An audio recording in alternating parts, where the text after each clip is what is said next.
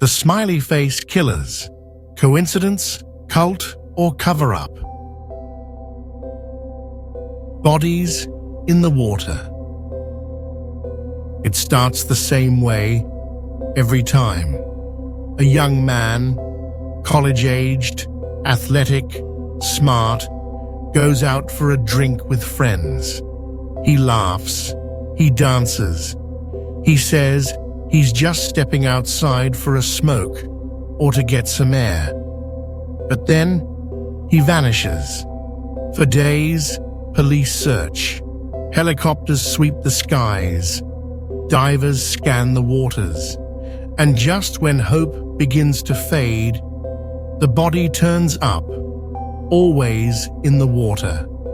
No bruises, no stab wounds, no gunshots. Just drowned. Quietly, cleanly, like they slipped and never came back up. But here's the thing. It didn't happen once or twice. It's happened dozens of times, across dozens of cities, from New York to Minnesota, Wisconsin to Illinois.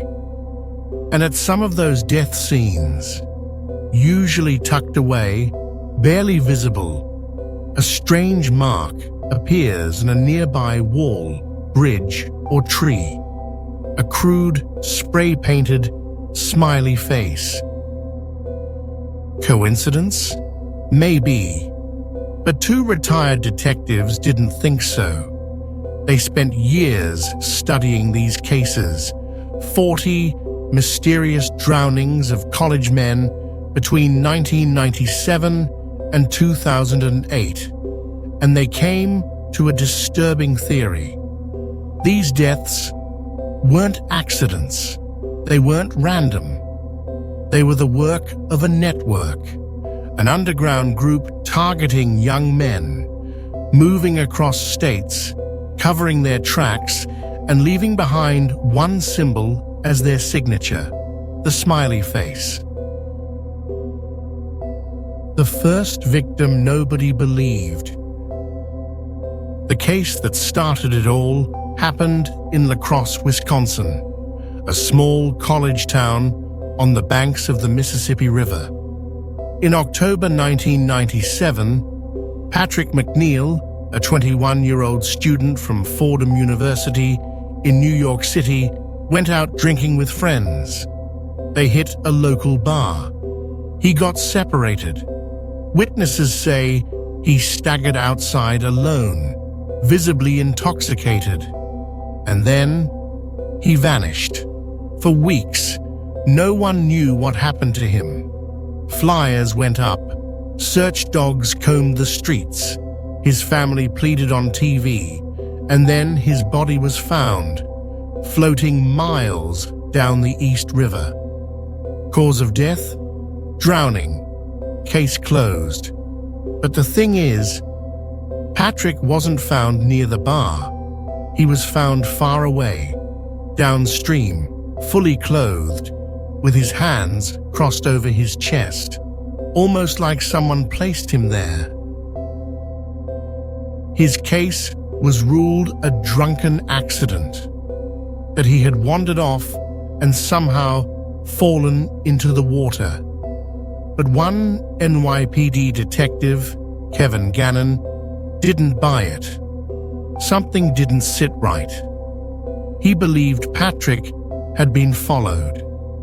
He suspected he'd been held somewhere, killed later, and then dumped, possibly by someone in a vehicle. He was ridiculed for that idea, but Gannon couldn't let it go. Years later, when more cases began to surface, same profile, same cities, same kind of deaths, he started connecting dots, and what he found was disturbing.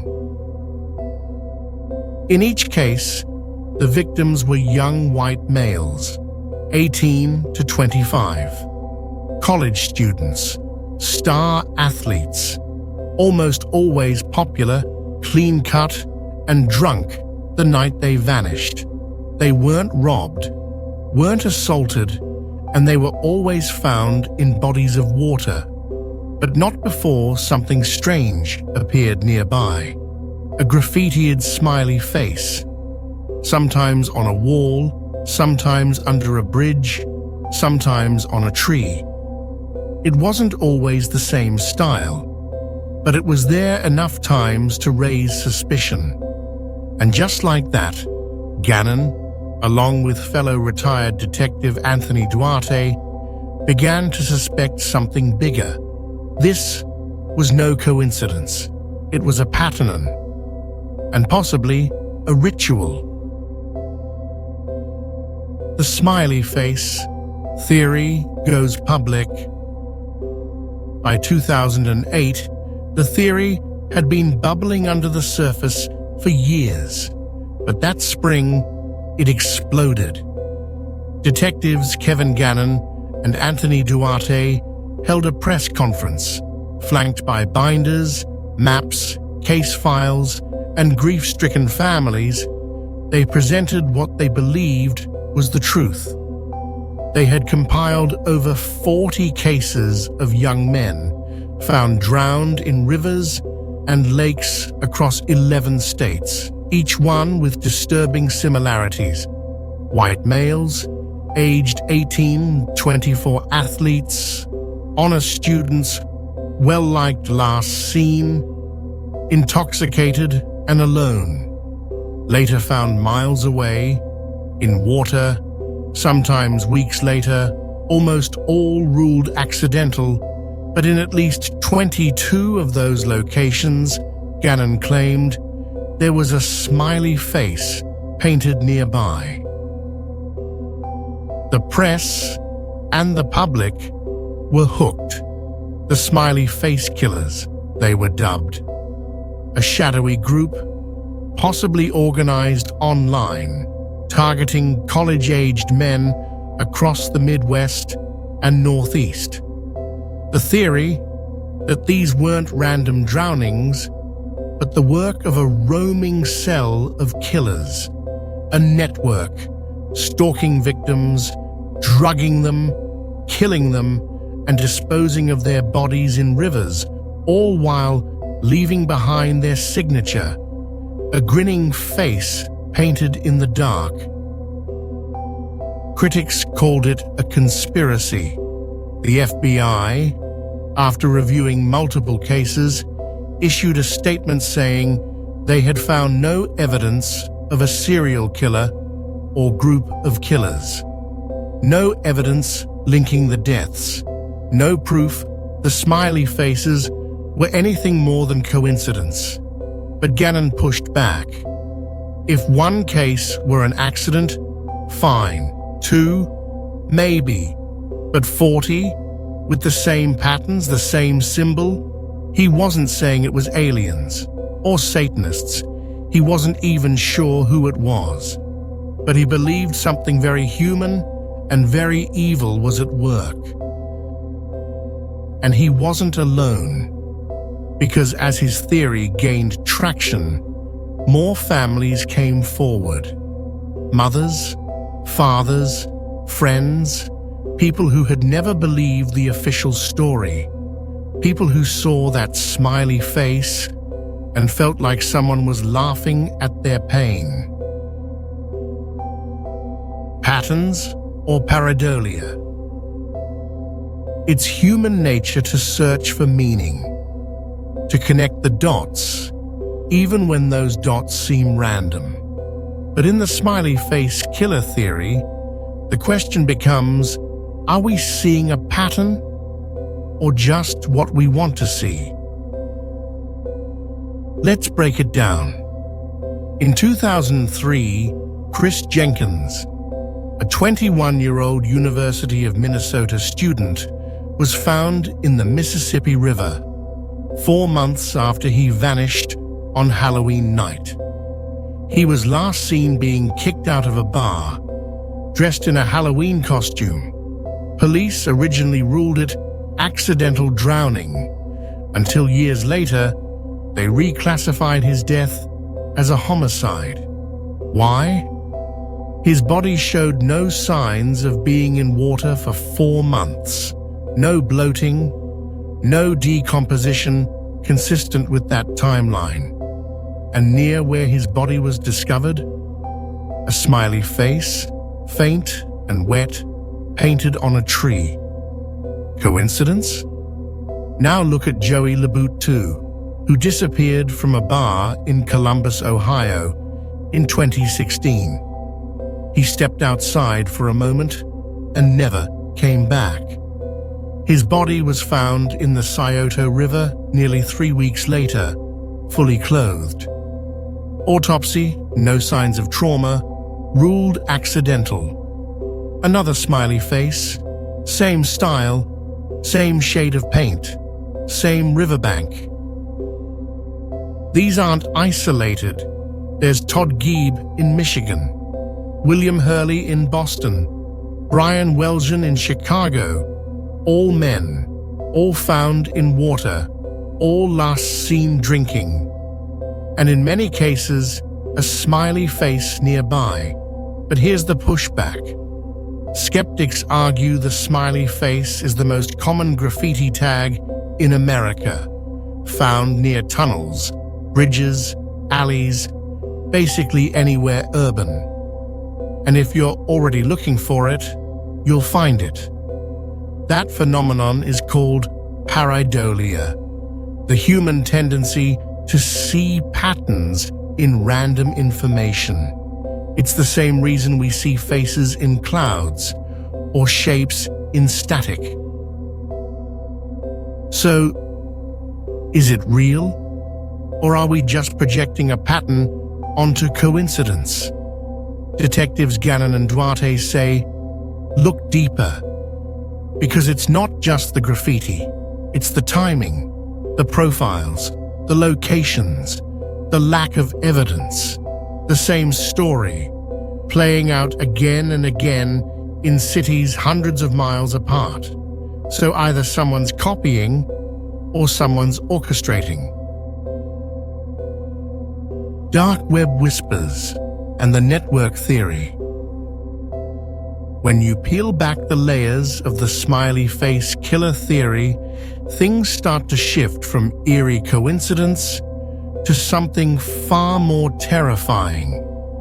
Because if these deaths aren't accidents, if someone or some group is behind them, the next question becomes how?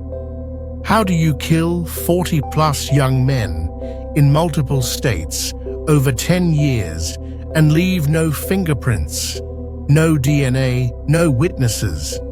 Detectives Kevin Gannon and Anthony Duarte had a theory, a dark, uncomfortable one, that it wasn't just one killer, it was a network.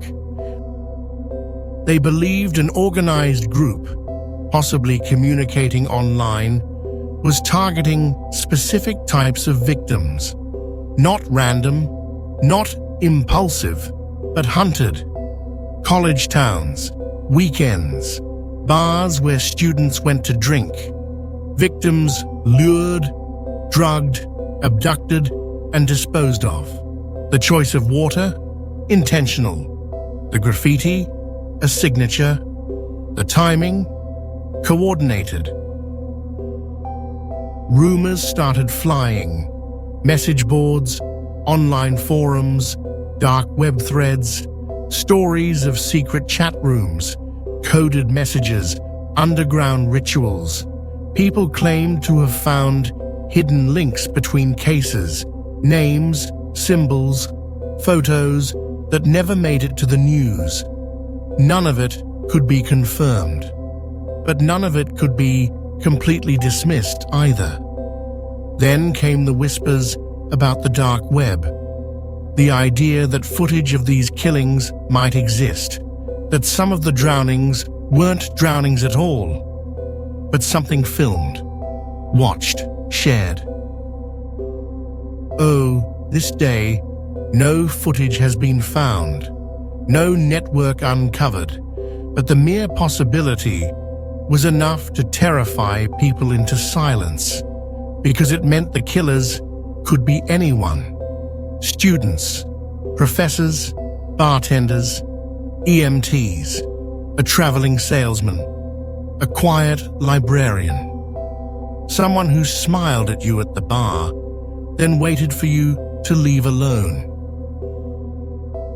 Was it real, or the result of grief meeting imagination in the age of the internet? Whatever the truth, it stuck, because once the idea took root that there was a group out there, organized and invisible, people couldn't stop seeing shadows, especially when the bodies kept showing up. Dark web whispers and the network theory. Not every story ended in death. A few men, very few, lived to tell their story. And what they remembered was disturbing. Take Dakota James, for example. In January 2017, the 23-year-old grad student disappeared after a night out in Pittsburgh. He texted a friend that he was lost, disoriented, confused. When his body was found in the Ohio River 40 days later, the autopsy ruled it a drowning. No foul play. Case closed. But his family pushed back. His mother said the body didn't look like it had been in water for over a month. There were marks on his neck, marks a medical examiner said were inconclusive. And just a few weeks before he vanished, Dakota told friends he believed someone had drugged him during a prior night out. He thought he was being followed. Then there's Todd Gieb, a 22-year-old from Michigan. He disappeared after a bonfire party in 2005. 3 weeks later, his body was found standing upright in a lake, his head and shoulders above water. Yes, you heard that right, standing. Pathologists were baffled. He showed none of the decomposition typical for someone who had been submerged for that long. And again, the ruling? Drowning. These aren't just strange deaths, they're physically improbable. And in rare cases, some victims were found alive, pulled from rivers, confused, injured, and unable to explain how they got there. One man, who never went public, was found naked and hypothermic on the banks of a river after disappearing from a Chicago bar. His blood tested positive for GHB, a known date rape drug. He had no memory of the previous 12 hours. Police ruled it as an accidental fall into water while intoxicated. But when he was shown surveillance footage, he didn't fall. He was walking, calmly, with someone else. That person was never identified. How many more are out there? How many near victims were written off as drunk or crazy? How many stories were buried or never told at all? It's easy to call these cases tragic accidents. Harder to consider that someone may be trying to erase the evidence before they're caught. The FBI's official response and public backlash. By the time dozens of cases had been linked under the Smiley face umbrella, the public wanted answers. Were these accidents or something worse? In 2008, the FBI issued its first official statement. The FBI has reviewed the information about the Smiley face theory. To date, we have not developed any evidence to support links between these tragic deaths or any evidence substantiating the theory that these deaths are the work of a serial killer or group of killers. They went on to say that the majority of the cases had been thoroughly investigated by local police and were found to be consistent with accidental drownings involving alcohol. And with that, the government's answer was clear: case closed. But for the families, that answer wasn't enough. Chris Jenkins' parents said the FBI never interviewed them. Dakota James's mother, Pam, said investigators wanted to dismiss everything we saw. They believed the agency had made up its mind before hearing the evidence. And that's when the theory took on a new life. Not just as a possible criminal conspiracy, but as a government cover-up. Why would the FBI want to hide something like this? Theories ranged from incompetence to liability. Some said it was because the victims were mostly white, male, middle class, not a demographic used to being ignored. Others believed the idea of a coordinated mobile kill network was too terrifying for law enforcement to publicly entertain, because, if true, it meant they had no control. Detective Kevin Gannon was publicly critical of the FBI's position. He said, "They can deny it all they want, but the facts are what they are. These kids didn't just fall into water. Someone put them there." And with every new drowning, every new smiley face spotted near the scene, public trust eroded a little more. Because when you feel like the people in power aren't listening, you start to wonder what else they're not telling you. A new wave of cases. After the FBI dismissed the smiley face theory in 2008, media coverage began to fade. The public lost interest. The term smiley face killers became a footnote, a case relegated to late-night Reddit threads and YouTube conspiracies. But the deaths didn't stop. In the 2010s, more young men began to vanish under strikingly familiar circumstances. Dakota James, Shane Montgomery, Joey LaBute, Tommy Booth, same profile, same cities, same result. Each time, families begged for investigations. Each time, officials called it an accident.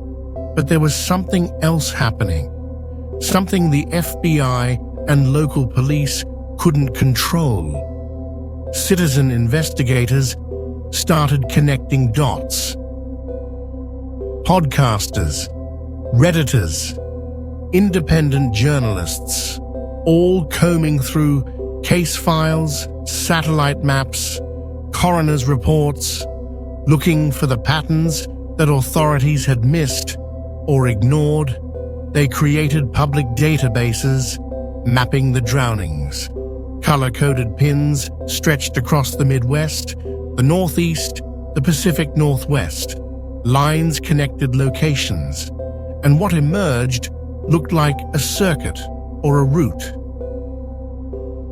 Even more chilling, some believed the killers had changed tactics. Instead of leaving a literal smiley face behind, they left no symbols at all, perhaps adapting, going darker, deeper underground. Still, bodies kept surfacing. In 2019, 23-year-old Costa Karageorge, a former Ohio State wrestler, vanished after texting his mother. His body was found in a dumpster. In 2021, 24-year-old Daniel Robinson disappeared from Arizona. His car was found wrecked in a desert. His case is still unsolved. Not a water death, but the profile was close enough to raise eyebrows. So what does this mean? Have the smiley face killers evolved? Or are we just haunted by the idea of a pattern we can't fully prove. Either way, the myth refused to die, because the deaths never stopped. And for every new face added to the list, the same question gets asked: what really happened to these young men? And why is no one willing to look deeper? Fear, doubt, and the urban legend that lingers the smiley face. Killers may not be real, or they may be the most chilling serial murder ring in American history, hiding in plain sight. The truth is, we don't know. What we do know is this: dozens of young men have vanished under suspiciously similar conditions. Many of their bodies were recovered in rivers, lakes, or canals. Many showed no signs of struggle, and yet their families insist something felt wrong from the beginning. And in some of those cases, near where their bodies were found, there was a smiley face, painted, carved, faded, waiting. Skeptics say it's all coincidence, that drunk young men fall into rivers more often than we realize, that grief makes us desperate to find meaning. And maybe that's true, but maybe it's not. Because once you start mapping the deaths, once you listen to the mothers who remember their sons texting, something's wrong. Once you talk to the fathers who say, "My son never would have gone near that water," you start to wonder, what if we missed something? What if we were wrong to look away? Urban legends don't survive because they're true. They survive because they speak to something we're afraid might be true. That there are predators out there, that they don't look like monsters, that sometimes they smile. Whether the smiley face killers exist or not, the fear remains, and so does the doubt. Because when the pattern is this consistent, when the bodies keep turning up, and when the answers never come, you start to wonder. Maybe the most terrifying thing isn't that a network of killers is out there. Maybe it's that no one's even looking for them. Subscribe for more chilling mysteries. Thanks for being here. See you in the next time.